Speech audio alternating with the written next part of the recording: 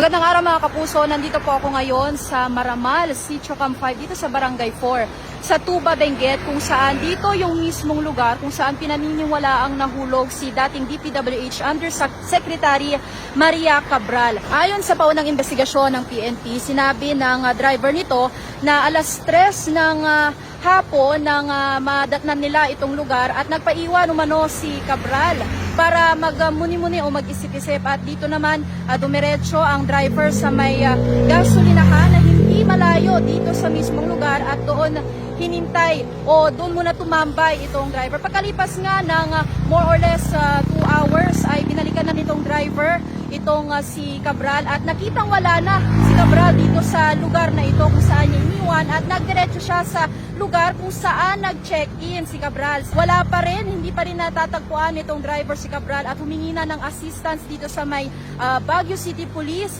Station 8 ng bandang 7 PM. At mga 8 PM naman ay naipaulat na natagpuan ng mga otoridad ang katawan ni Cabral dito sa lugar na ito. Kung inyong makikita mga kapuso, ayon sa PNP ay may taas ito na 20 to 30 meters mula rito sa nasabing National Highway.